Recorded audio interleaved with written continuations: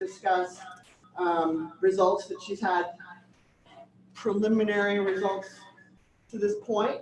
And she has a paper that's going into a special issue of JASA in November, and so her committee will be able to discuss that then. You're not going to see many preliminary results from the thesis proposal defense because we wanted to focus the proposal defense, which is required for her degree, just on the proposal. So with that, we're missing one committee member. Does anybody have his number? Can someone do me a favor, just run up and see if Tom Littman is in his office and maybe forgot one of the students?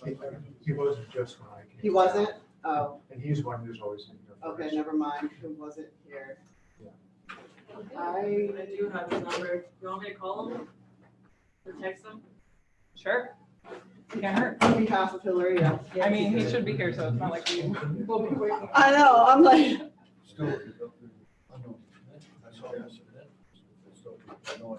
oh, he's right here. All right. So He was running late. I already introduced and set up the game playing field, so Hilary, I'm just gonna give it to you to move on forward. Does that sound like a plan? Sure. Okay. Great. Okay. Well, thank you all for being here this morning. I know it's early, and I appreciate that you came in early to listen to me talk. And I'm really excited to share the proposed research for my PhD with you all. And it's on the effect of ocean mapping multibeam echosounder signals on beaked whales and the acoustic environment.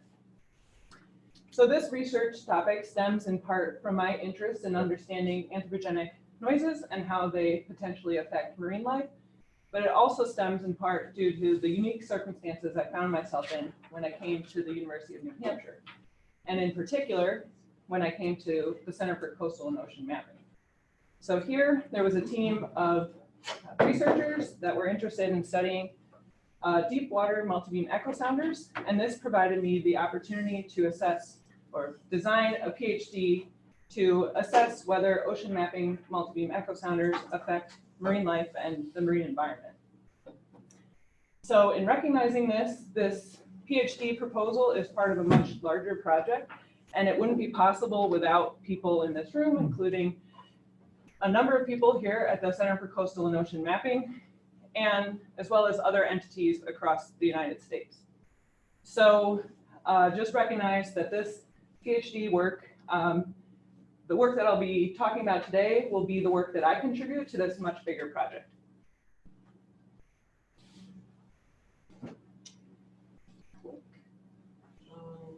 Uh-oh. Who's the cursor? Yeah, that's right.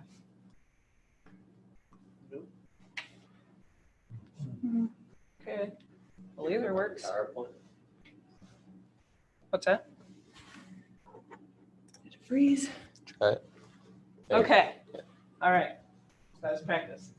Okay, so I am privileged to have 5 wonderful and intelligent people on my committee: Dr. Tom Littman, Dr. Kim Lowell, Dr. Xavier Lurton, Dr. Larry Mayer, and Dr. Jennifer Mixis-Olds, who is my advisor. And I'm lucky enough to have them all sitting in this room today. So as the title of my presentation implies, the goal of this research is to provide an understanding of the effect of deep water multibeam echosounder signals on beaked whales in the acoustic environment. And by deep water here, I specifically am referring to multibeam systems that use frequencies less than 100 kilohertz. So in 1972, the Marine Mammal Protection Act was passed, which prohibits, with certain exceptions, the take of marine mammals in US waters. And here the word take refers to the hunting, harassment, capture, or killing of marine mammals. And in 1994, this was amended to define the word harassment into 2 different levels. Level A, which refers to injury, and level B, which refers to behavioral impacts. So the work that I'm proposing to do really focuses on behavioral impacts. So the Marine Mammal Protection Act was primarily enacted due to historic overhunting that led to decimation of a number of marine mammal populations.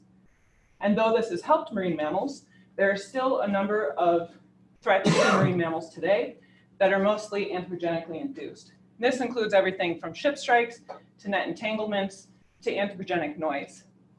And under the Marine Mammal Protection Act, each year there are takes that are authorized, and most of these revolve around noise disturbance and the impacts associated with noise. As such, my work focuses on anthropogenic noise. So there are many sources of anthropogenic noise in the ocean, everything from recreational boat noise to vessel engine noise to military active sonar. And these noise sources can have a range of effects on marine life, everything from no effect to acute effects, such as an animal hearing a sound and abruptly swimming away, to physical injury or auditory trauma. And finally, more complex interactions with behaviors such as communication masking, or the inability for an animal to hear a sound from a conspecific because of the background noise conditions. So I just want to note that the visuals you see here all relate to level B, behavioral impacts. And I think level A is pretty self-explanatory, injury, death. So these noise sources can have a range of effects that can be really challenging to predict. So what determines whether a sound will affect an animal or not? There are a multitude of factors that contribute to this. For example, the properties of a sound. So how loud is the sound source? How long does it last? Are we talking about multiple sources or a single source? And are they moving or are they stationary? Additionally, the properties of the environment matter. So this relates to the signal to noise ratio, or the sonar equation. And this can change depending on many properties of the environment, including the sound speed profile, which is affected by temperature and salinity. It can also change depending on the depth and topographic features in the environment. Another factor to consider is the biological relevance of a signal. So this mainly refers to whether an animal can hear a sound or not. Is it in the frequency range that the animal can hear? Another side to this is whether the source of sound sounds like a predator, for example. Along this same line, exposure context matters. So what is the animal doing at the time of exposure? Is it looking for food? Is it trying to communicate with a conspecific? Or is it simply swimming through an area? Also, life stage matters. So are we talking about a juvenile? Are we talking about a mother with a calf? And finally, experience matters. So is this a novel sound source to an animal, or has it been previously exposed? And if it has been, what was its reaction then? So as you can see, it's not that simple to predict whether a sound will affect an animal or not, but we can distill these down to a few key factors. Firstly, is an animal capable of hearing a sound? So we know a lot about the different frequencies that animals use to communicate with each other through passive acoustic monitoring. And generally speaking, if an animal can produce a sound, it can also hear the sound. And if it can produce a sound, then it has the potential, at minimum, to be affected by it. However, there are exceptions to this. An example would be loud sources that causes auditory damage regardless of the frequency of the sound source. So this information about what frequencies animals can hear can be overlaid with the frequencies that different anthropogenic noise sources are used at. And with this information, we then have a first order understanding of what sounds could potentially affect marine life. Another factor is whether an animal is close enough to hear a sound or not. So this relates back to the signal to noise ratio again, and in recognizing that, we need to know something about the source level of the sound and the ambient acoustic conditions. In addition to that, generally speaking, the closer an animal is to a sound source, the more likely the impact is going to be injury related or physically damaging. And the farther away from a sound source, that's where we begin to see the level B or behavioral type effects. And the final factor to consider is what type of sound source are we talking about? So impulsive, pulsed, and continuous. And these types of sound all have the potential to affect marine mammals differently. For example, impulsive sounds are thought to be the most likely to cause physical injury, whereas continuous sounds are the most likely to mask important communication signals.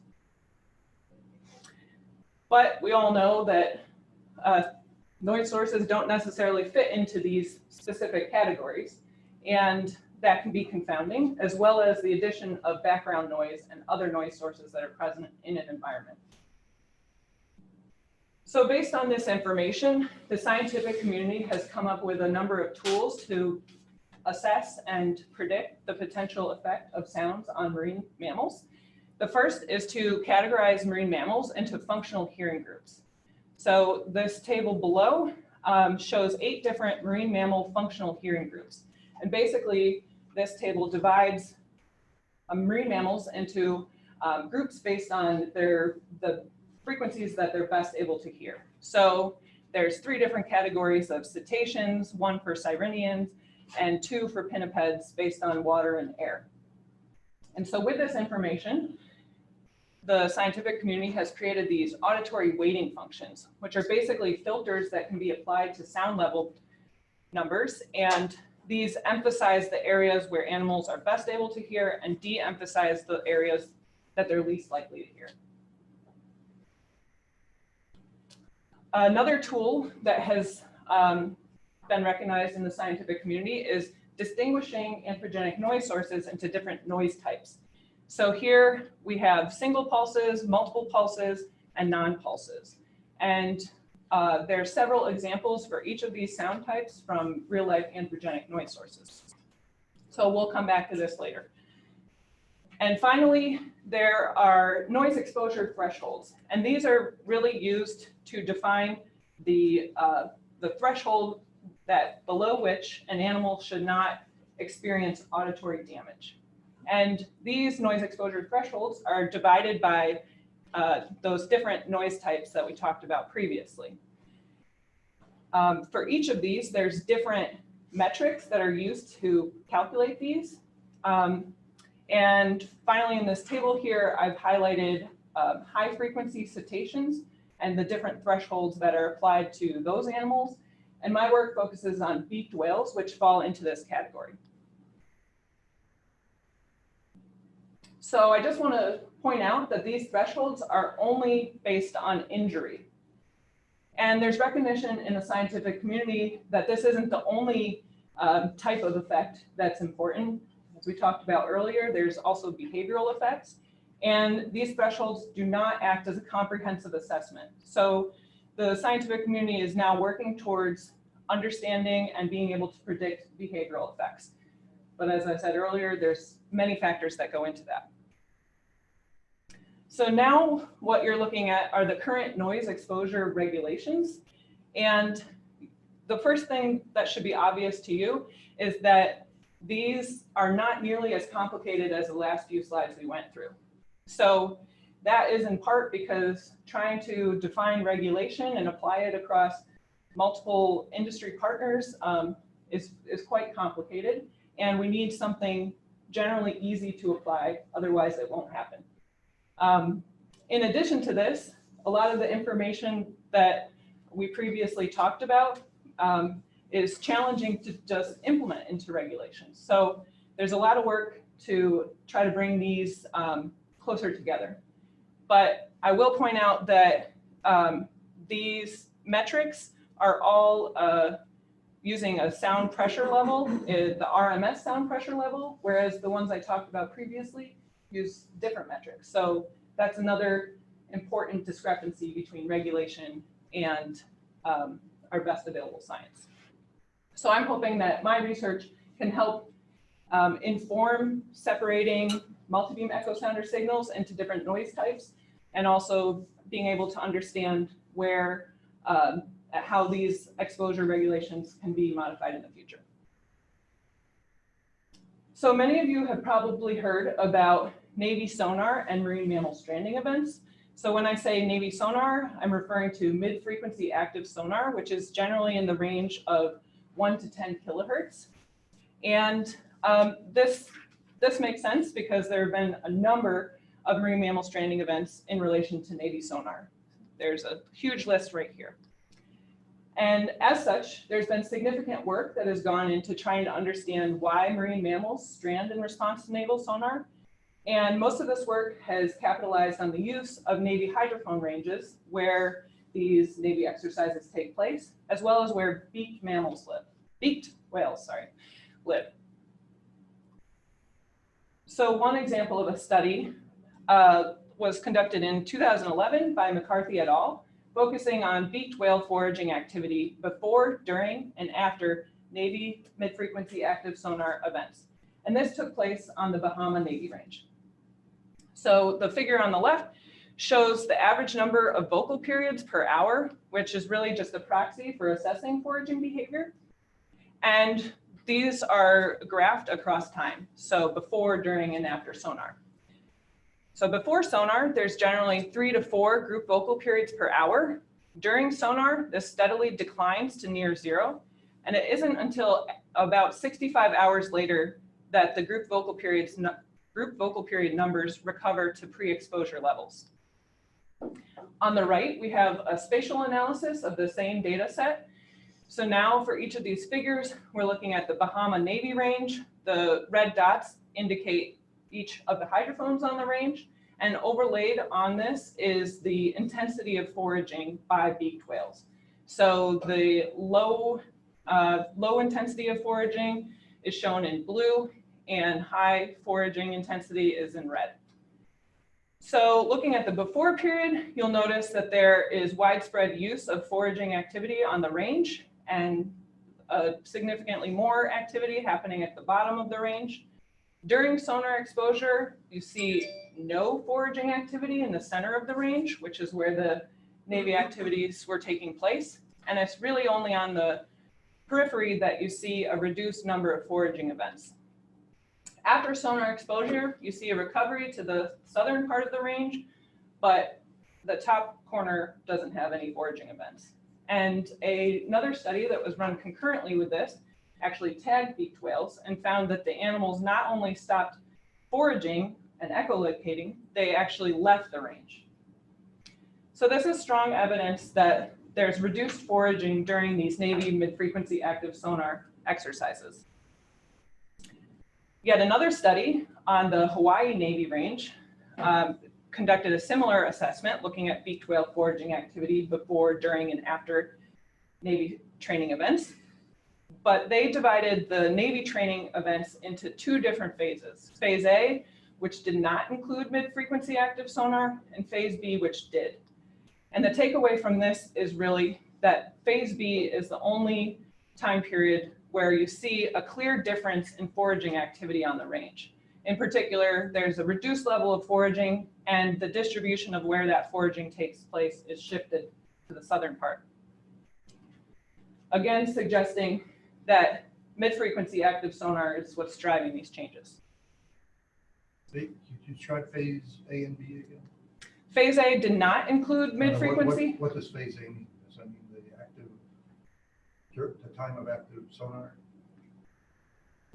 So phase A and phase B are just Navy training events. Phase A did not include active sonar. Phase B did. Okay. So yeah, this is a total control here, nothing happening before. Phase A is Navy activity without mid-frequency active sonar. Phase B is with. Yep. Yeah, that might be a better way to think of it. So. Yeah, I took this directly out of the paper. That's how they wrote it, but yeah. Okay, so sonar is not only used for Navy applications, as we all know, being at a Center for Coastal and Ocean Mapping.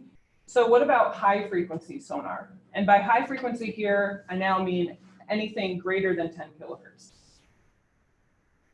So high frequency sonars are often used in scientific applications. For example, the Simrad EK60, which uses frequencies between about 18 and 200 kilohertz. And these systems are generally used to identify items in the water column, including individual fish, schools of fish, and plankton. And there have been a few studies looking at potential effects of high frequency sonar on marine mammals. In particular, in 2017, Cholowick et al. Assessed beaked whale echolocation during a EK60 survey.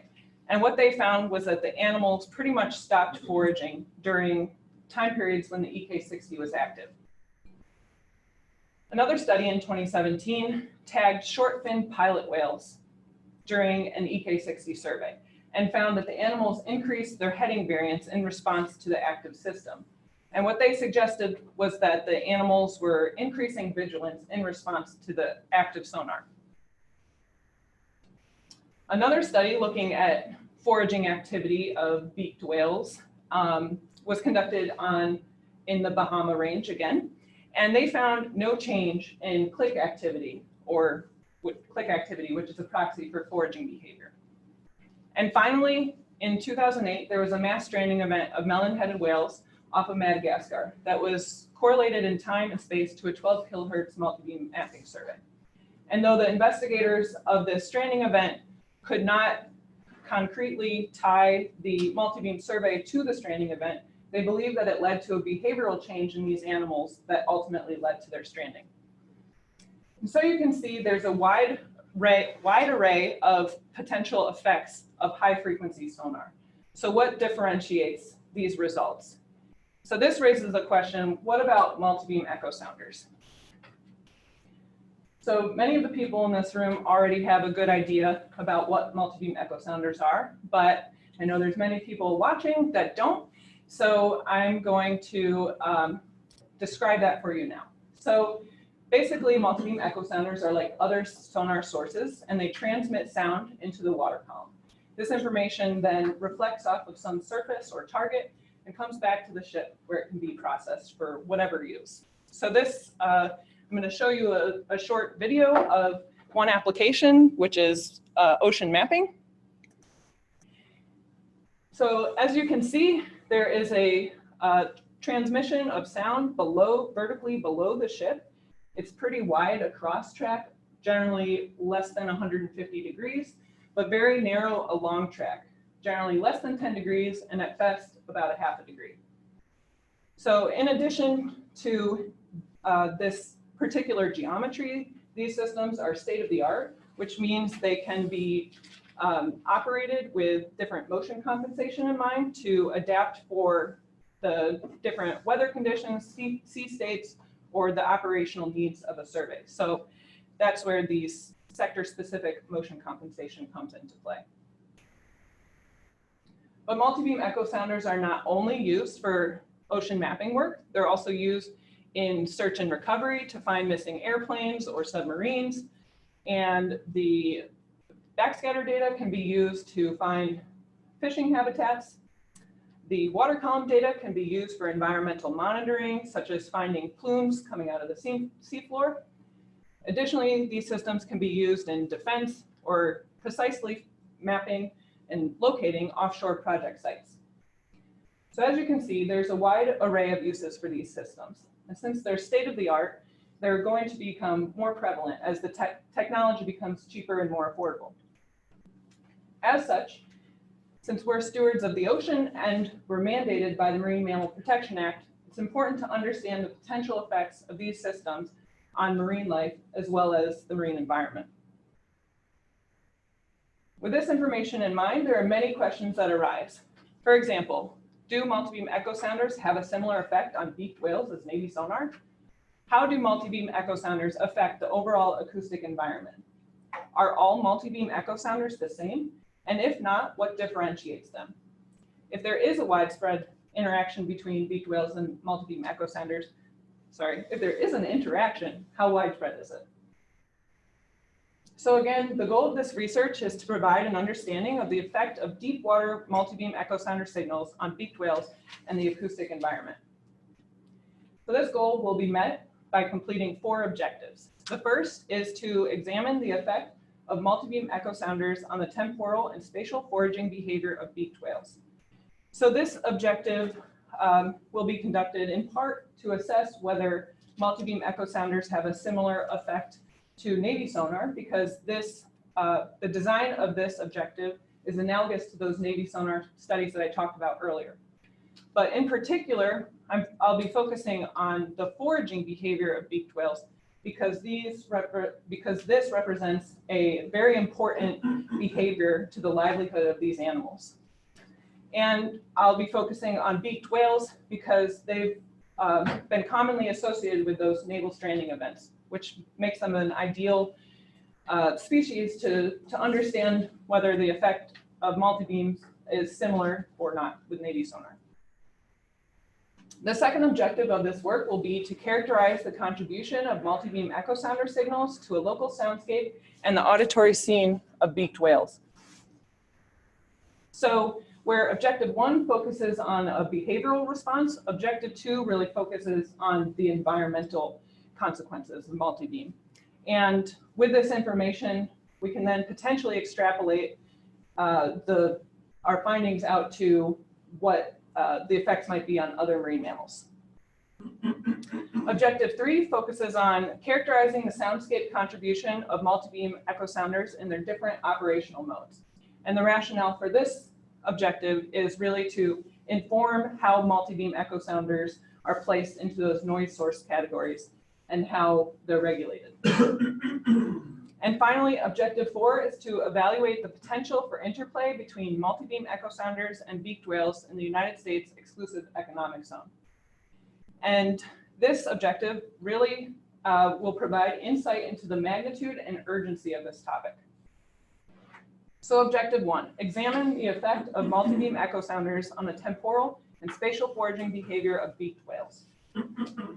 So in order to meet this objective, I'll be conducting a before, during, and after assessment of foraging behavior during an ocean mapping survey. As I talked about at the beginning of this presentation, a lot of this work piggybacks onto the deep water multibeam radiation experiments that have been conducted here through the Center for Coastal and Ocean Mapping. And those were conducted over the Southern California Anti-Submarine Warfare Range, or SOAR. So this is where SOAR is located. It's off the coast of San Diego, California, along San Clemente Island. And the ocean mapping work was conducted using the research vessel Sally Ride's Kongsberg EM-122, which is a 12 kilohertz multibeam echosounder, shown here. This work will also utilize the hydrophones of that Navy range. So this is a bathymetry map of the SOAR hydrophone range. It contains 177 hydrophones. However, you only see half of those here. The other half are just slightly offset from these locations.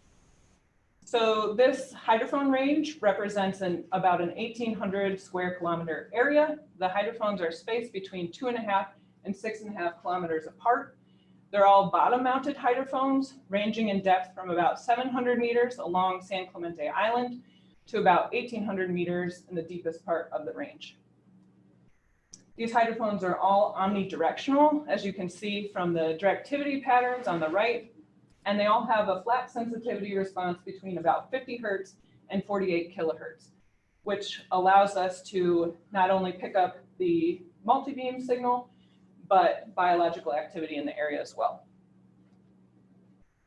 So the species that I'll be studying for this are Cuvier's beaked whales, or Xiphias cavarostris. And the reason for this is because these animals are resident to the SOAR range. They also have a hearing range that overlaps closely with the 12 kilohertz multibeam echosounder. And in particular, or in general, I should say, beaked whales can hear between about 10 and 120. Their best sensitivity is between 10 and 150 kilohertz. So these animals conduct deep, long foraging dives during which they produce echolocation clicks, which you can see an example of on the right. So these are very characteristic and species-specific clicks that can be used to understand behavior of these animals through passive acoustic monitoring. Each of these foraging dives represents energetically costly behavior, so there's a high cost to disrupted foraging. And finally, as I pointed out earlier, this particular species has been commonly associated with Navy stranding events, making them an ideal species to compare the effects of those naval stranding events or Navy experiments with the ones I'm proposing here. So this work will be done in collaboration with the Naval Undersea Warfare Center to obtain the beaked whale clicks of these foraging animals. And I just want to acknowledge Nancy DiMarzio and Dave Moretti at the Naval Undersea Warfare Center for providing this data to me. they've generated an automatic detection algorithm for being able to identify and extract the species-specific clicks from the hydrophone data. And this is a schematic of that, which is quite complicated. So let me break it down for you. Generally speaking, a foraging event can be described as a group vocal period. So during these foraging events, an animal will produce an echolocation click. Multiple echolocation clicks are grouped together in what's called a click train. And then multiple click trains that are closely associated in time and space are grouped into a group vocal period. And so the data set that we'll have for this includes a timestamp for each of these group vocal periods, the number of clicks within those, the entire duration of that foraging event, and then the hydrophone that that event was most closely associated with.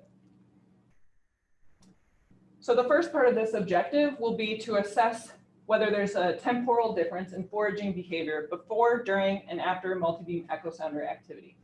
So 2 separate multibeam echosounder surveys were conducted, one in January 2017, one in January 2019.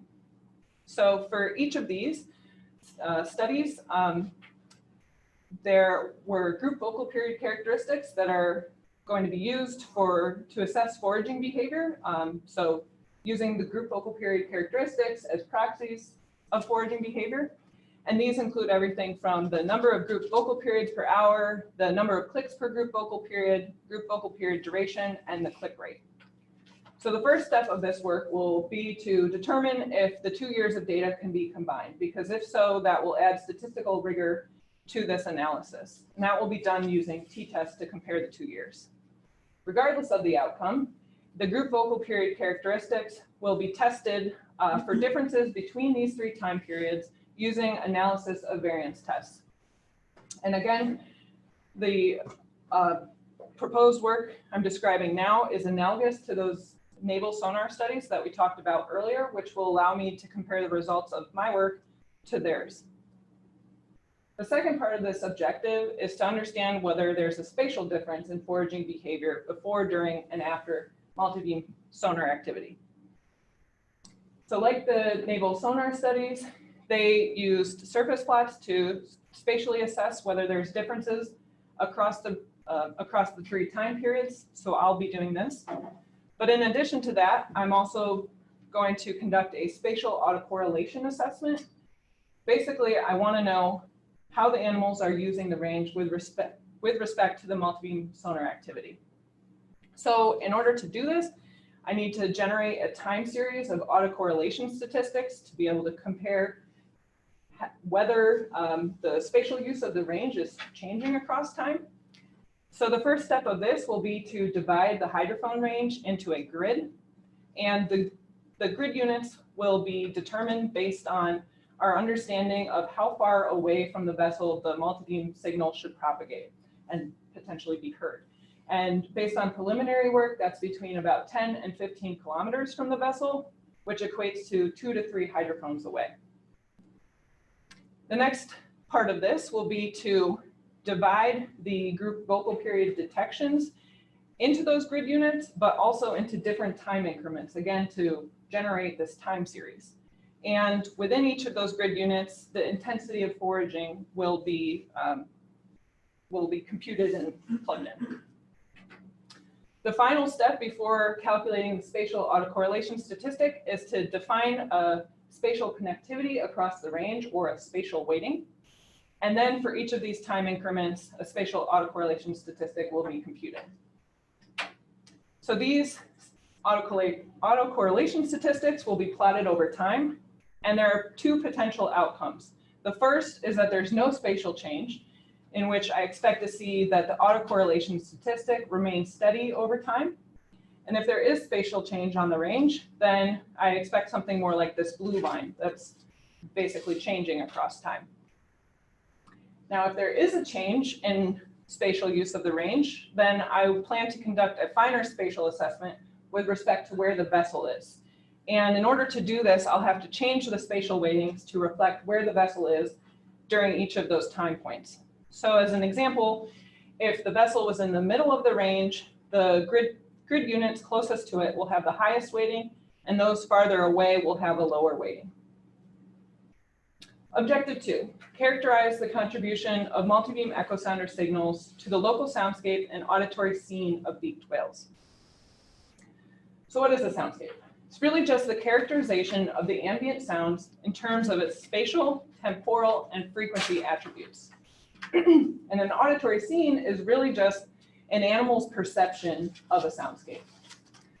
So you're probably wondering, how can you understand the auditory perception of a non-human animal? And you're right, it's challenging. But there are potential ways we can begin to understand what an animal is hearing. So this relates back to what I talked about earlier, the marine mammal functional hearing groups and weighting functions. So I provided 2 different examples of these weighting functions, which again can be applied to sound levels and basically act as filters to emphasize the areas where animals have the highest sensitivity of hearing and de-emphasize the areas that it has the least sensitivity of hearing. So you'll notice that these are 2 very different weighting functions. The one on the left is from the scientific community and the one on the right is from the Navy. I plan to apply several of these weighting functions to the sound level numbers that I get and compare them and try to understand the differences between them. So the first part of this objective will be to characterize the soundscape, and this will capitalize on the hydrophone data obtained during the 2017 mapping survey that I talked about in objective 1. And in order to characterize the soundscape, I'll basically be generating a series of metrics and plots. So some examples of those characterization metrics I plan to use: spectrograms, which is basically a visualization of a soundscape, time on the x-axis, frequency on the y-axis, and the color bar represents the sound pressure level. So in this particular example, there's broadband energy around an hour and a half, and this represents vessel noise. In addition, I'll be using spectra and spectral probability density plots, which basically show the distribution of sound levels across frequency. So here, frequency on the x-axis, power spectral density on the y-axis, and the color bar now represents the likelihood that you'll find a specific sound level within a specific frequency band. Yet another characterization metric I plan to use are frequency correlation matrices and difference plots. So on the right is an example of a frequency correlation matrix. Frequency is on the x and the y-axis, and the color bar represents frequency correlation. So the warmer the color, the higher the correlation. And what it means for 2 frequencies to be correlated is really that they're driven by the same mechanism. For example, vessel noise or the multibeam signal.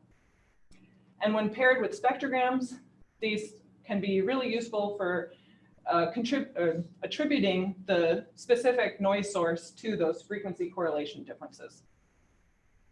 And finally, I'll be computing sound levels, including sound pressure levels and sound exposure levels.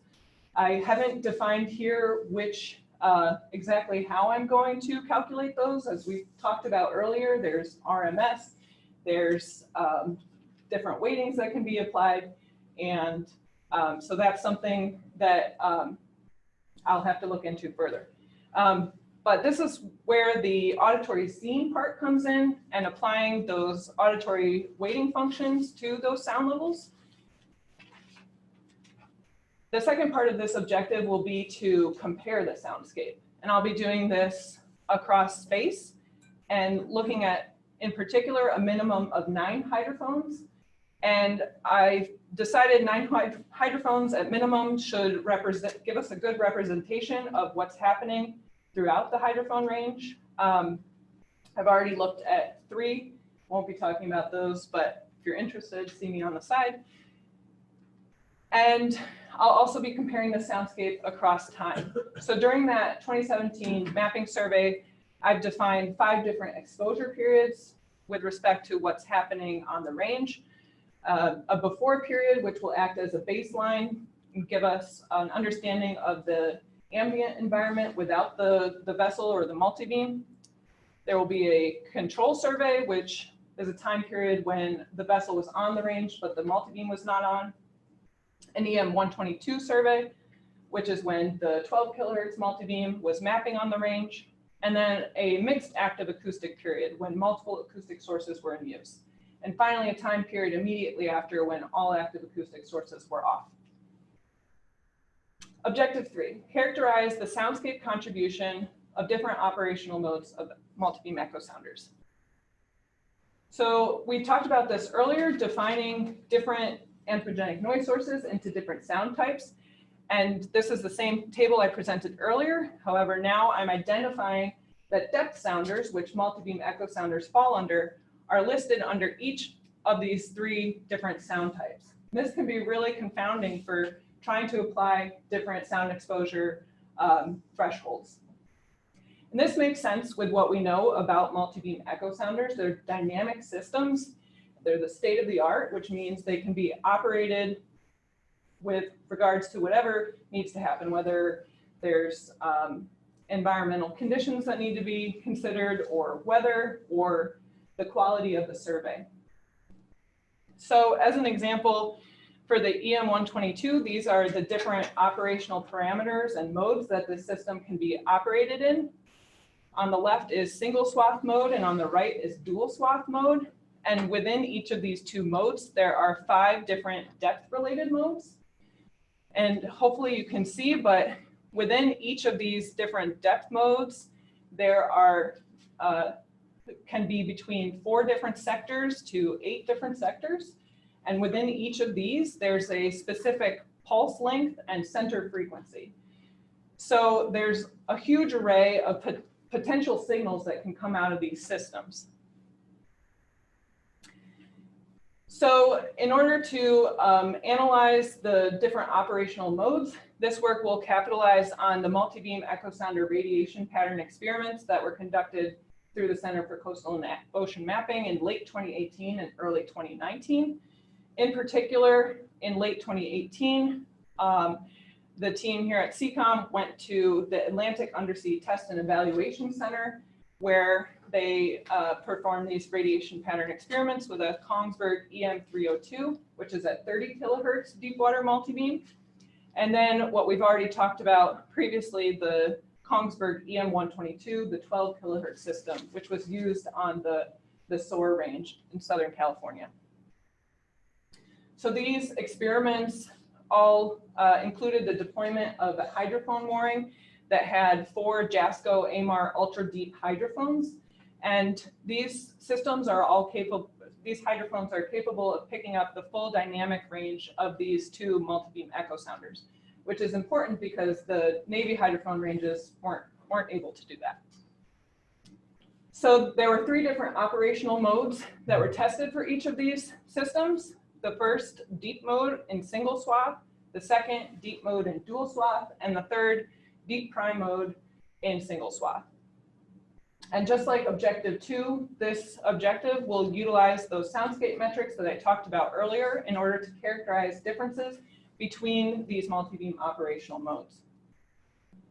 But an important consideration is making sure that I'm comparing apples to apples. So I'll need to extract data that represents the same spatial and temporal exposure periods. Once this characterization step is done, then I will use this to assess how multibeam echosounders fit in with the regulatory effects criteria.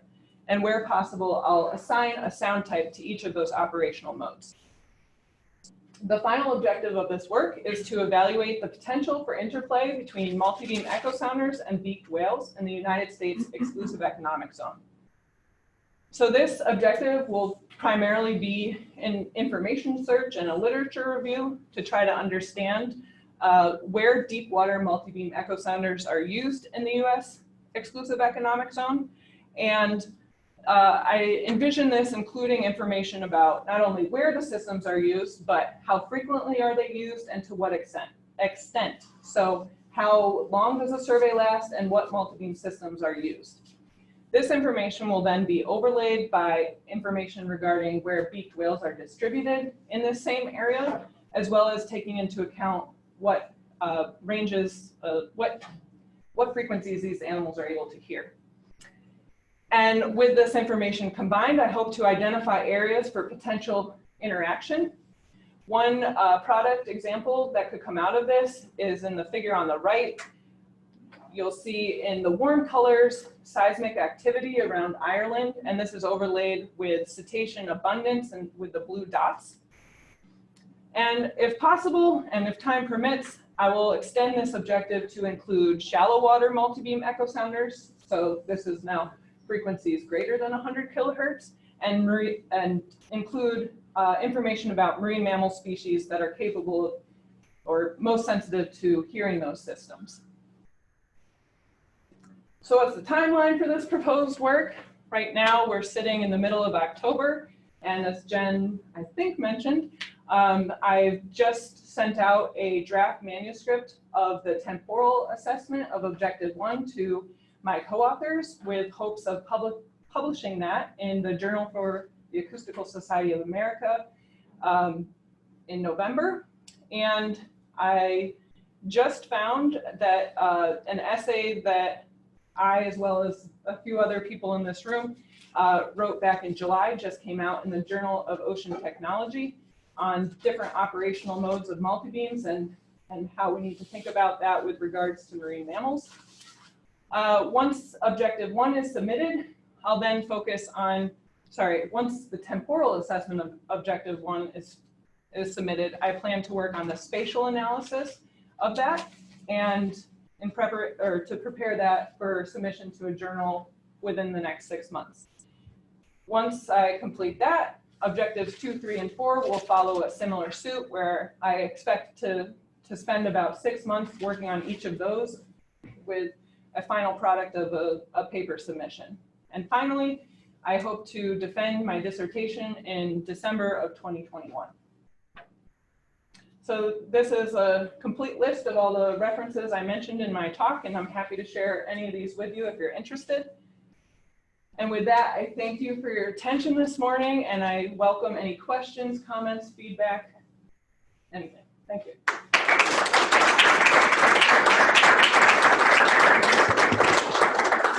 Grab the mics in the back, just so if we ask questions, we can. We'll open it up for public questions. Take your time. So,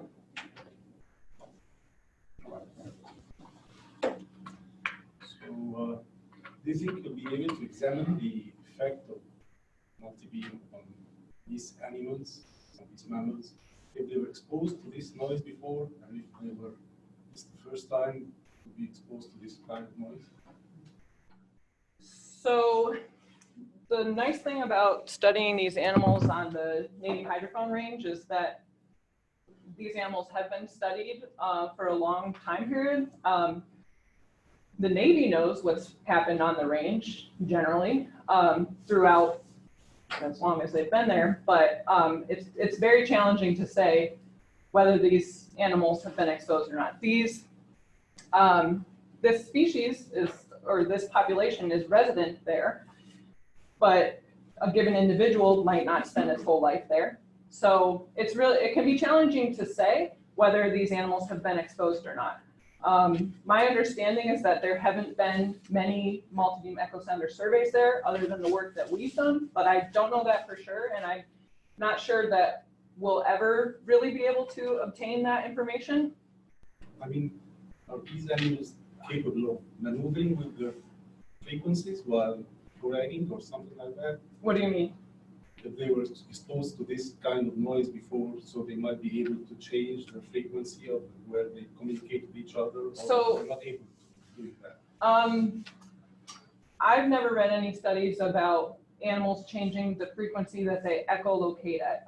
There have been a number of studies looking at, I think, baleen whales and their ability to change the frequency that they communicate at with respect to like vessel noise, for example. I've never seen a study with regards to echolocation clicks. I think my best guess is that it would be pretty challenging for an animal to adapt that echolocation click, but I don't know. Because I think these are very beautiful features. They might be able to maneuver with the frequencies if they were exposed to this kind of noise for a long period. So they might be able to change the frequencies maybe, or So what kind of recommendation do you think you're going to be able to at the end of this study? If you prove that these animals were, I mean, they can't communicate in this frequency.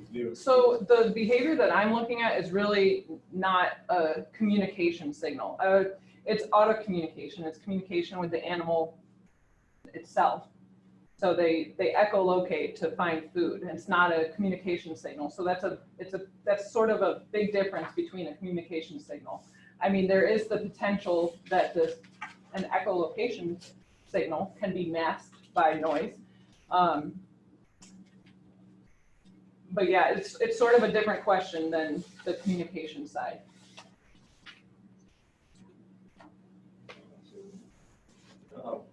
Just wondering, have you read anything about tracking marine mammal once it leaves the sonar affected area? So like if a guy comes outside and starts mowing the lawn while I'm trying to study, I'll walk away. I'm not necessarily, injured by that. It's just a little bit annoying. I'm wondering if there's sort of if there's any literature you're aware of where people have kept track of where the marine mammals went, should they swim away from the sonar, and if they think that that has a major energy impact in doing that transit. Right. Yeah, there have definitely been studies that have tagged animals. In particular, I know a lot about like the Navy sonar studies, and they've tagged animals. And there have been playback studies using sonar and then some synthesized signals, I think. And sometimes some of those tagged animals swim for kilometers that definitely represent a high energetic cost. But you're right, it's a really interesting question of whether, if an animal leaves an area, is that really a big effect or not? And I think in the case of these animals, a lot has to do with where the prey that they're looking for are distributed. And there's been a lot of work mapping prey fields, actually even on the Southern California range, and they've found that it's really heterogeneous. So the range itself is really good habitat for finding food, but areas pretty close by don't have as much food. And I mean, this can potentially change on a daily basis. So that can be challenging to predict. One of the things I'd like to see in the future is something like this work paired with mapping the distribution of where prey are, especially if it's a study like this looking at foraging behavior. But there's a lot of good papers if you're really interested in that. I have one that's very theoretical that's just kind of makes you think for a while. So I'd be happy to share that with you. Thank you. Yeah. Christos. You showed us a figure where we have before foraging events, how you call those? Group focal periods. Before, during, Okay. and after. Mm-hmm. During it or I'm not sure if it makes sense, but we have a decrease near to zero. Yes. And then after 60 hours, you said they recovered these 4 numbers, but these continue to increase. Yes. Is that a normal behavior? Do we know why this is happening? So there's a lot of variability in these group focal periods over time. And I think a lot of it has to do with what's happening with the prey. And it seems like there's some low frequency trend in when they forage and how often, but there's been a number of studies that tried to look at diel patterns in their foraging, and kind of the results are across the board, where some populations show that there's no trend with respect to daytime, nighttime, and some there is a clear difference in when they're foraging. So I think there's a lot of variability in the data. Is that meaningful with respect to the Navy sonar? At first thought, I can't really think of why that would happen. Another thought I have is potentially just the phenology of these animals. So like when they show up in a given area. So for some reason, maybe the animals come into the range because there's good food on that day. I'm not really sure. It's a really good question. Something when I present my preliminary works could be asked about my data as well. Yeah, it's really challenging to study these animals just simply using sound alone. Like, it would be great, obviously, to be able to tag animals or even stick a camera on their head to try to understand what's really going on, but that requires a lot of resources that just aren't feasible with a PhD project. Anybody? Yes. So your feeling from your so far research is that those systems do affect the behavior or not? I would say, based on my work, it's not clear that multibeams affect the foraging behavior of beaked whales. Maybe That- other That's a systems. non-statement. It's not clear that they affect it. So no, through my Thank you. work, no. That's not what I'm seeing, that foraging behavior is not affected by this particular multibeam on this particular Navy range with this population. That's the key. that- We're all like that. That's right. In your data set, can you also look at the abundance of the prey that the marine mammals go after? Is it? I think that the potential is there, right? Because if we have the water column data, which I believe is collected with every multibeam survey, I don't know if it was actually archived, it was. That was actually something that I thought about at the very beginning of designing my PhD work, but I think it's outside the range of my capabilities. But I think that would be awesome to be able to look at that, and I was thinking that would be really great. Do you want to do it? Not my area, but I was just curious if maybe the prey is actually being affected by some of the Navy tests and they leave the area. And maybe the reason why you see an absence in the marine mammals that you're looking at is because they're following wherever the prey go. So they're kind of affected by like the Navy sound itself, but indirectly. Yeah. You could take it the other way as well. If the preys are not present anymore, the marine mammals may be prone to pin more and more to trying to find more and more rare food. So do you have an idea of the correlation between the abundance of the prey and the no rate idea. of pinging by the animals? I don't know anything about how the prey are affected. They eat squid, I can tell you that. Yep, I don't know. So we should say that during the final period, when we had turned everything on, we did have the EK, whatever EK they had. on board. EK80. I'm not sure if it was EK80 or EK60 on board. EK80, those were running too, so Right. there is that information that should give you an indication of what's going on in the water column. And how far can squids escape from an area? They don't swim like dolphins, I guess. I do not know. I don't know much about the squid behavior, and from the searches I've done, there's not a lot of studies that have focused on squid behavior. I think that might be something coming in the future. There, like I mentioned, there was this one study looking at the prey fields on the SOAR range, and I think those scientists might be interested in understanding prey for the same reasons that I'm mentioning. So. I can say there's two studies right now. One looking at zooplankton in relation to sound, the only one for water column stuff. And there's been one study looking at deep sea, which would be these guys, squid behavior, killing on bird. So two studies total in the literature related to. But they're interesting at the same place. Yeah, exactly. So, Yeah, and this then is Kelly, a pioneer. The questions are all valid. It's just, it's not easy to. Particularly if you have to study the prey acoustically, then the question is, well, right, are you impacted in what they're doing? So those are all great ecosystem predator-prey questions, but it's just difficult, and people are do. But talking about the magnitude of the effect, is there a chance that at the time scale of, let's say, one day, because this is the time scale of these acoustic drivers, there's a significant change in the quantity of food available in a 50-kilometer range. That Is it reasonable to think this, or? Is it reasonable to think that could have a big effect? Yes, at this Well, time that scale, can at this time scale.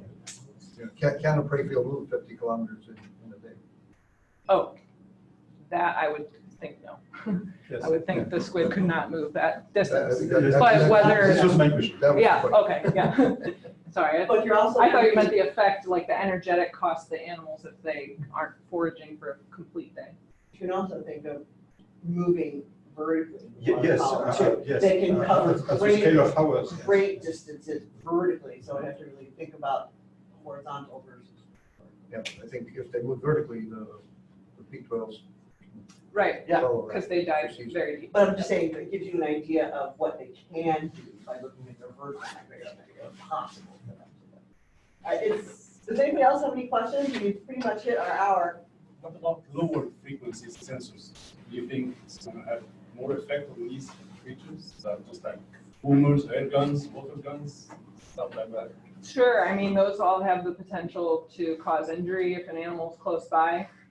Whether those are going, well, I mean, Is there any study that shows the effect of these? on beaked whales in particular, I'm not aware of any beaked whale studies, but there's definitely lots of studies looking at low frequency sources and the effect on marine mammals. I would have gone into that, but, you know, time. But this How might be- much is that affect, because the sensitivity range is most high between the 10 and the 100 kilohertz range. Right, so, So the low frequencies, right, not so, sensitive, but that doesn't mean there isn't going to be an effect. right, so that's why I'm saying primarily injury related, which is regardless of the frequency. There have been lots of reports, though, of strandings associated with seismic. Mhm. Right. Which is much lower frequency. Right, Not as many, I don't know if Yeah. they were beaked whales or not. they're not. Yeah, well, I'm taking a follow up on a question that Dan had. You asked about tracking whales. You said there were a lot of whales that have been tracked. Is there How a about beaked beaked whale that have been tracked? Is there Um, a tag beaked whales? yes. Specifically? So, the study that I talked about, from 2011 on the Bahama Navy range, they also tagged beaked whales during there were multiple, Navy exercises that were in that study, but, during one of those exercises, there were animals that were tagged. And there have been whales tagged at shore. Yes, I'm referring yes. specifically to beaked whales, not necessarily. right, yes, beaked whales. Yeah, there's Yeah. a big Navy test on this range with beaked whales. Huge. It's called They're just really hard, they're very skittish. SoCal, they're hard to get. Yeah, I gathered that from your proposal, and then they spent a lot of time in deep water. Right. There's not much known about what they do. Right, other than Tagging them, they through their foraging. Yeah, so there are several studies now about their diving behavior and like they conduct these really deep dives and then they do some shallower dives and then they do another deep one and then how are they, when are they producing those echolocation clicks? Yeah, so there's some good studies on that. Do those tags also measure physiological characteristics of the whales themselves, like heart rate, things like that? That might indicate a level of anxiety that's changed or something like that? Can they quantify that? I think those sorts of tags exist. I'm not aware that they've ever been used for beaked whales in particular, though there are those tags I talked about that can measure how the animal's changing its head and swim speed and things like that, acceleration. So Interestingly enough, some of the best papers on that have come out of this lab from Colin Ware. Yeah, Right. but heart rate's tough because they kind of, they pull or crossbow these tags on their back and nowhere near their Yeah, I'm heart. just asking, I don't know the answer. Yeah, What no, it's Colin- tough. what Colin measures is. I understand the foot strokes, orientation. Then foot strokes and, Yeah. that- the other thing about technology like that is that it just drains the batteries, so they don't last for very long. So the more information you can get out of a tag, the shorter the lifespan of that tag, which makes it unfortunate because if you tag an animal but aren't ready to look at what's happening, the tag pops back off and you got to do it again, and it takes months to find 6 animals, you know. So, yeah, there's. I'm gonna break here, dismiss public, stop recording. I'm gonna use the restroom. All right. Thank you. Thank you.